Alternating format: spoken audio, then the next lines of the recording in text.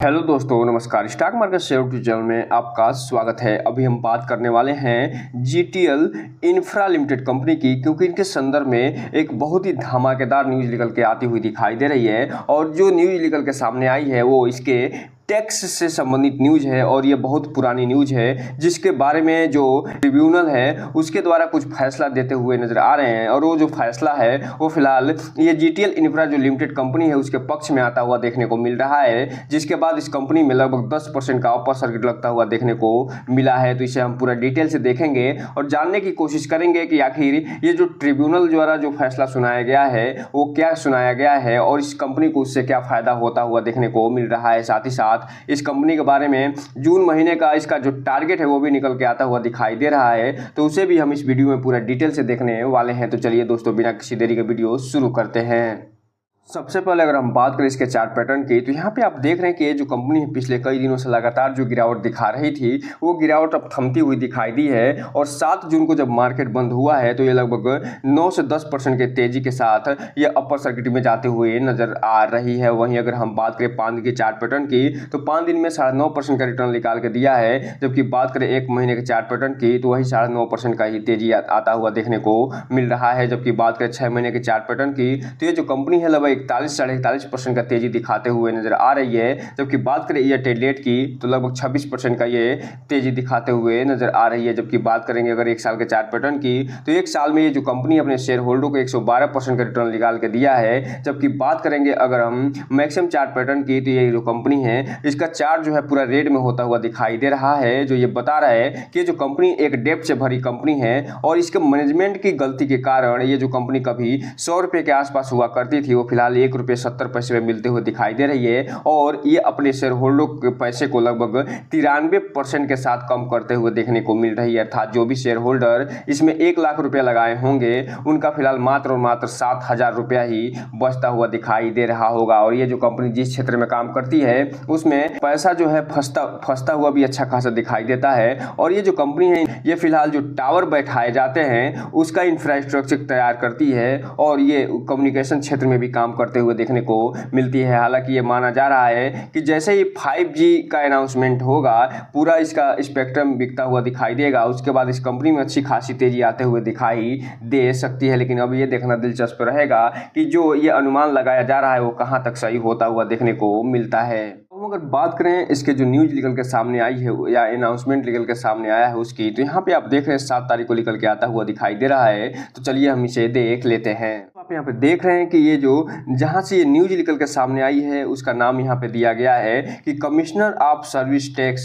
GST Velapur, अर्थात ये service tax जो जिसके संदर्भ में ये न्यूज आता हुआ दिखाई दे रहा है और ये उसके कमिश्नर के थ्रू ये न्यूज निकाल के दिया गया है। और ये जीएसटी वेलापुर है, वहाँ से भी ये न्यूज निकल के आता हुआ दिखाई दिया जा रहा है। और ये जो न्यूज है वो मेन रूप से जो 22 अगस्त 2024 तक इसका जो कस्टम एक्सरसाइज सर्विस टैक्स जो एप्लीकेशन है ट्रिब्यूनल में, उसी के संदर्भ में आता हुआ देखने को मिल रहा है। और ये जो अभी कुछ दिन पहले जो वर्तमान गवर्नमेंट के द्वारा एक नया कानून लेके आया गया था कि जो भी पुरानी कंपनियां थी कम्युनिकेशन क्षेत्र से जुड़ी हुई उनको एक अच्छा खासा पे अमाउंट देना था। और उस पे न केवल पे अमाउंट देना था टैक्स के रूप में, बल्कि उसका जो पेनाल्टी भी लगता हुआ दिखाई दिया था। उसी के संदर्भ में ये जो कंपनी है वो customs exercise and service tax जो अपीलेट ट्रिब्यूनल है उसमें चली गई थी और उसका फैसला जो है 6 जून को आता हुआ दिखाई दे रहा है। और ये जो ट्रिब्यूनल है वो फिलहाल जो 22 अगस्त 2014 को संदर्भ में जो रूल निकल के सामने आया था उसके जो फिलहाल कंपनी के पक्ष में फैसला सुनाते हुए दिखाई दे रही है।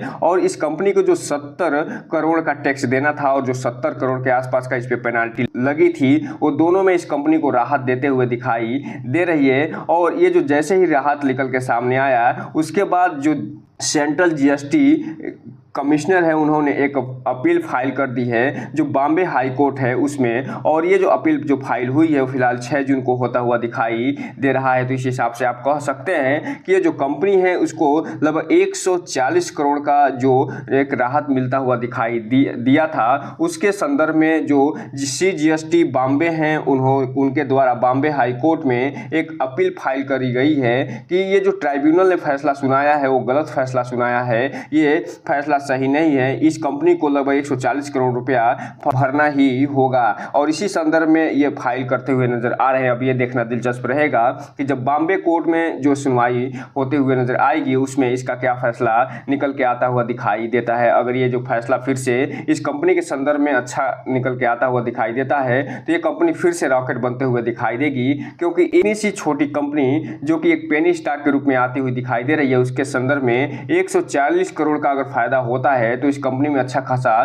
तेजी आते हुए दिखाई दे सकती है। इसी संदर्भ में ये आगे बताते हुए नजर आ रहे हैं कि ये जो कंपनी है वो ये कह रही है कि जो taking necessary steps the file appropriate reply and defend, अर्थात जो CGST कमिश्नर हैं वो जो बॉम्बे हाई कोर्ट में अपना अपील दायर करे हैं उनके खिलाफ ये जो कंपनी है डिफेंड करते हुए दिखाई देगी और जो आवश्यक जो स्टेप्स होंगे वो फिलहाल उठाते हुए भी दिखाई देने वाली है। इसके संदर्भ में आगे ये बताते हुए नजर आ रहे हैं। हालांकि इसका जो ऑपरेशन चल रहे हैं, जो इसका फाइनेंशियल चीजें होती हैं उस पर इसका कोई भी इम्पैक्ट होता हुआ दिखाई नहीं देगा और जो नॉर्मल चीजें चल रही हैं, जो एक्टिविटी चल रही हैं इस कंपनी में वो वैसे ही चलते हुए दिखाई देते हुए नजर आएंगी। तो इस हिसाब से आप देख सकते हैं कि जो कंपनी अभी कानूनी लड़ाई लड़ते हुए दिखाई दे रही है। अब ये देखना दिलचस्प रहेगा कि ये कानूनी लड़ाई जो लड़ रही है वो किसके पक्ष में फैसला होता हुआ नजर आता है।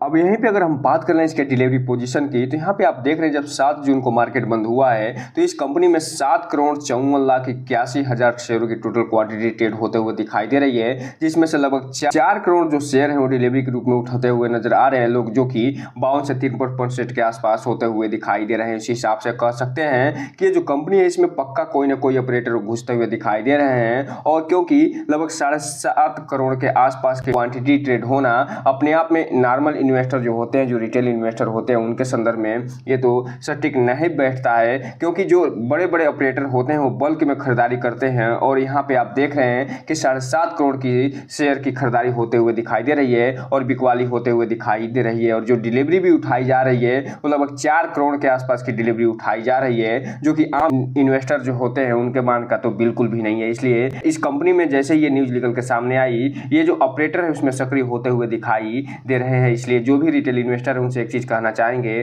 कि इस कंपनी में कोई भी इन्वेस्टमेंट करने से पहले अपने वित्तीय सलाहकार से संपर्क जरूर करिए और जब भी इसमें इन्वेस्टमेंट करिए तो इस कंपनी के बारे में फुल एनालिसिस करने के बाद ही कोई भी इन्वेस्टमेंट करिए, ताकि आपका पैसा और निवेश दोनों सुरक्षित रहे और साथ में आपका भविष्य भी। अगर बात करें इसके जून महीने के जो टारगेट निकल के सामने आई है उसकी, तो चूंकि ये वर्तमान में जो कंपनी है ₹1.70 पे ट्रेड करते हुए दिखाई दे रही है और इसका जो फर्स्ट अप टारगेट दिया जा रहा है वो ₹1.89 का दिया जा रहा है। जबकि बात करें सेकेंड अप टारगेट की तो ये जो कंपनी है लगभग ₹2 के आसपास का टारगेट देते हुए नजर आ रही है। जो थर्ड अप टारगेट है वो ₹2.16 का है, जो फोर्थ अप टारगेट है वो ₹2.37 का होता हुआ दिखाई दे रहा है। तो इस हिसाब से आप देख सकते हैं कि जो अपसाइड टारगेट रेंज दिखाई दे रहा है वो ₹1.90 से लेके और ₹2.37 तक होता हुआ दिखाई दे रहा है। अब ये देखना दिलचस्प रहेगा कि ये जो कंपनी है इसमें अगर अच्छी न्यूज़ें निकल के ऐसे ही आती हुई दिखाई दे दी तो न पहले ये ₹1.89 को हिट करते हुए दिखाई देगी, बल्कि जो ₹2.37 का जो लास्ट टारगेट दिया जा रहा है उसे भी हिट करते हुए दिखाई दे सकती है। लेकिन किसी भी कारणवश अगर इसमें गिरावट आती है तो ये जो कंपनी जो सबसे पहले जो डाउन टारगेट हिट करेगी वो ₹1.5 का हिट करेगी, उसके बाद ₹1.38 का, उसके बाद ₹1.24 का ये हिट करते हुए दिखाई देगी और उसके बाद ये ₹1 तक पहुंचते हुए देखने को मिल सकती है। तो इस हिसाब से आप कह सकते हैं कि इस महीने का जो मेन टारगेट है, चाहे अप टारगेट और डाउन टारगेट मिला के अगर हम बात करें तो उसका जो रेंज निकल के सामने आ रहा है वो ₹1 से लेके और ₹2.37 तक आता हुआ दिखाई दे रहा है। अर्थात इस महीने ये जो कंपनी है ₹1 से लेकर ₹2.37 के बीच में ही ट्रेड करते हुए दिखाई देने वाली है। तो दोस्तों ये रहा आज का वीडियो। इस चैनल को लाइक करें, सब्सक्राइब करें और बेल आइकन हिट करना तो बिल्कुल ना भूलें, ताकि नए वीडियो के जो अपडेट्स आपको ऐसे ही समय समय पे मिलता रहे। जय हिंद दोस्तों।